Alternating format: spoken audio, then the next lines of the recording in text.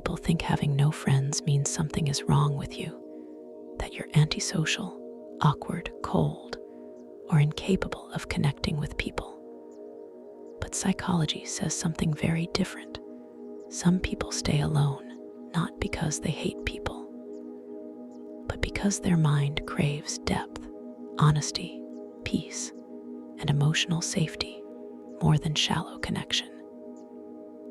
And in a world full of fake conversations, forced personalities, and temporary friendships, that kind of mindset becomes rare. If you've always struggled to fit into social circles, there may be deeper psychological reasons behind it. 1, you mentally disconnect from fake energy quickly.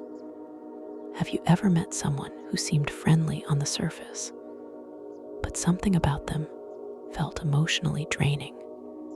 Psychology shows that highly observant people often detect subtle behaviors others ignore: fake smiles, forced kindness, manipulation, attention-seeking, or hidden negativity. Your brain constantly scans emotional energy. That's why crowded social environments can feel exhausting for you. You don't enjoy pretending. You don't enjoy conversations that feel empty. And you definitely don't enjoy relationships that require you to hide who you are. Most people can tolerate surface-level interaction for the sake of fitting in. But your mind values authenticity more than popularity. So instead of surrounding yourself with the wrong people, you often choose solitude. And honestly, protecting your peace is not weakness. It's emotional intelligence. 2, you crave deep connection, not temporary attention. Research indicates that some people are naturally wired for meaningful emotional bonding. You don't just want someone to text occasionally or laugh at random jokes. You want conversations that feel real. You want to talk about fears, dreams, life, purpose, emotions, and experiences that actually matter. That's why small talk drains you. When conversations stay on the surface for too long, your mind disconnects emotionally. And even when you're surrounded by people, you can still feel completely alone. This is why shallow friendships rarely satisfy you. You don't want many people, you want the right people. And until you find them, solitude often feels safer than fake belonging. 3, your mind overanalyzes social situations. Do you replay conversations in your head long after they happen? Psychology says people with high self-awareness often become hyper-alert during social interaction. Your brain notices tone changes, facial expressions, pauses, awkward moments, and subtle emotional shifts constantly. While others speak naturally, your mind keeps analyzing. Did I sound weird? Did they misunderstand me? Was I too quiet? Did I say too much? Over time, this mental pressure makes socializing emotionally exhausting. It's not that you don't care about connection. It's that your brain rarely relaxes around people. And eventually, isolation starts feeling calmer than constant mental tension. 4, you've spent too much time feeling misunderstood. Many people who struggle with friendships have felt emotionally different their entire life.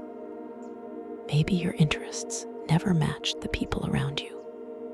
Maybe your humor, emotions, or perspective felt out of place. Psychologists call this social incongruence, the feeling that your personality doesn't align naturally with your environment. When this happens repeatedly, your brain slowly learns to stay emotionally guarded. You stop expecting people to understand you deeply. And after enough disappointment, solitude becomes a form of emotional protection. But here's the important part: being misunderstood does not make you broken. It often means your mind operates differently from the people around you. 5. You protect your emotional energy carefully. Psychology shows that emotionally sensitive people become overwhelmed faster in draining environments.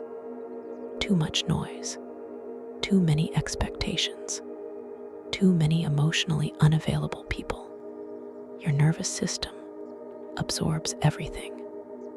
That's why alone time feels healing for you instead of lonely.